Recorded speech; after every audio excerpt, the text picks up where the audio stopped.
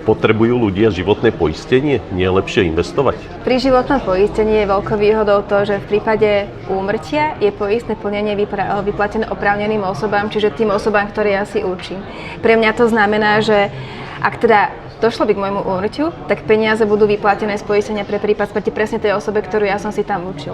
Znamená to, že nemusím čakať na dedičské konanie ani nič také, jednoducho nahlásim poistnú udalosť, doložím všetky dokumenty a osoba vlastne, ktorá teda je tam uvedená ako oprávnená, tak tie peniaze dostane.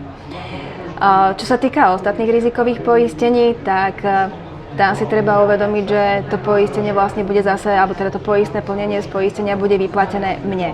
Čiže ak sa mi teda niečo stane, ja dostanem to poistné plnenie. No a ešte druhá časť tej otázky, že či je lepšie investovať alebo zatvoriť poistenie, tak každé slúži na niečo iné. Tým, že ja investujem, tak si vytváram finančný vankúš alebo nejakú finančnú hodnotu vlastne pomocou tej priamej investície alebo teda nejakej formy investícií. A ja si musím byť vedomý, že ak sa mi niečo stane, tak časť tých peňazí vlastne potom ja budem musieť použiť na tú liečbu alebo podobne. Ak napríklad by som ochorel, keď bola situácia, že trhy boli dole, tak musím rátať s tým, že peniaze si viem vytiahnuť, ale so značnou finančnou stratou. Na druhej strane, keď mám to životné poistenie, tak žiadna situácia na finančnom trhu ma nezaujíma, pretože viem, že sú predefinované situácie, kedy ja dostanem to poistné plnenie, keď sa stanem chorým, keď dostanem praconeschopným alebo keď budem mať invaliditu, tak dostanem to poistné plnenie. Známy investor Milan Dubec nedávno prirovnal životné poistenie k stávke na smrť. Asi ste zachytili toto jeho vyjadrenie, dosť rezonovalo. Súhlasíte s týmto tvrdením? Asi na to má každý trošku svoj iný názor a iný uhol pohľadu. Ja ako produktový manažer skôr zastávam tú myšlienku, že každý typ produktu má svoje opodstatnenie a je vhodný pre iný typ klientov. Životné poistenie, tam si naozaj treba uvedomiť, že ja keď mám životné poistenie, tie peniaze dostanem bez ohľadu na to, čo na tom finančnom trhu je a ono nekryje iba smrť. To je iba akože jedna z tých rizik, ktoré kryje. Ono kryje riziko vzniku vážneho ochorenia, hospitalizáciu, trvalý následok úrazu, vznik invalidity a podobne, čiže nie iba samotné riziko smrti. A ak ja mám tú poistku, tak naozaj je jedno, že čo je na trhu, aká je situácia nestabilná alebo podobne, ja na tom nestratím ako na tie priame investície, ktoré by som si musela vlastne vytiahnuť. Ako mám spoznať, že mám dobre nastavené životné poistenie, že ma naozaj ochráni? Treba to vždy konzultovať s odborníkom a vlastne odporúča sa ideálne robiť ten servis zmluvy raz za 2 roky, kde obchodník alebo teda odborník urobí vašu analýzu potrieb a zhodnotí vaše požiadavky a potreby. A potom na základe toho predajného rozhovoru vy si viete stanoviť, že či to poistenie stále spĺňa tie požiadavky a potreby, ktoré máte, alebo že či tam ho netreba upraviť. Ono všeobecne sa odporúča, aby poistenie pre prípad BN bolo nastavené tak, aby vám vykompenzovalo teda tú stratu príjmu, na to je ale tabuľka, jednoduchý prepočet, to je jednoduché vlastne. A pri tých ostatných rizikách, ako sú závažné ochorenia, invalidita a podobne, tak tam sa odporúča, aby pokryli minimálne 1,5 násobok vášho ročného príjmu, v ideálnych prípadoch dvoja viacej násobok toho ročného príjmu.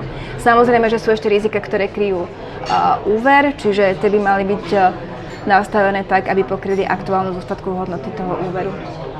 Takže poistná suma by mala raz rovnako ako rastie príjem človeka? Áno, ideálne by to bolo, keby si ten človek dokáže to poistenie takto aktualizovať aspoň raz za 2 roky. S narastajúcim vekom sa zvyšuje poistné, teda keď uzatváram novú zmluvu, ako 40-ročný, tak budem platiť viac ako 30-ročný. Oplatí sa napriek tomu aktualizovať tieto zmluvy? Alebo je lepšie nechať tú starú zmluvu, aj keď je nevýhodnejšia? Ono to asi skôr závisí aj od toho, v akom zdravotnom stave sa nachádzate, pretože vždy pri tej aktualizácii toho poistenia sa prehodnocuje aj zdravotný stav a na tú navýšenú časť poistnej sumy potom by prišla nejaká prírážka alebo výluka.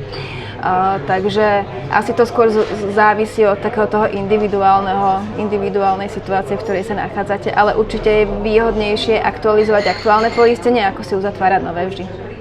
Dokáže mi životné poistenie v prípade invalidity nahradiť stratu príjmu? Alebo to je len nejaké dočasné riešenie, keď dostanem jednorazovú sumu a potom Ono na trhu existuje viacero rizik, ktoré kryjú invaliditu. Je to aj invalidita s výplatou poistnej sumy, kde teda dostanete jednorázovo náraz pri vzniku invalidity tú vyššiu čiastku.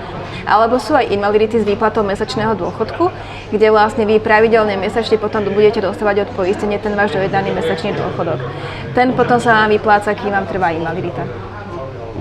Ak sa nepoistím, akú finančnú rezervu by som mal mať, aby som dokázal všetko toto pokryť? Ono to je veľmi individuálne, závisí aj od toho, že či človek má nejakú hypotéku, splátky a podobne, ale tak ako vlastne som aj vravila, že sa odporúča minimálne ten 1,5 násobok ročného príjmu na poistných sumách, tak podľa mňa taká by mala byť aj tá finančná rezerva. Ono sa vždy hovorí, že aby vlastne že človek by mal si schopný z tej rezervy vykryť aspoň polročné výdavky, ale ak teda sa bavíme o nejakej náhrade za to životné poistenie, tak ten finančný náklad by mal byť určite výrazne väčší ako 6-mesačné výdavky. Lebo človek, keď sa stane invalidným, alebo ja neviem, že aj keď sa lieči na nejakú vážnu chorobu, tak o to zasiahne na dlhšie ako na 6 mesiacov. Takú rezervu má asi málo kto na Slovensku. Finančnú rezervu nad 20 000 eur má iba 8% Slovákov, čiže áno, veľmi málo ľudí. Takže väčšina by mala mať to poistenie. No to určite áno.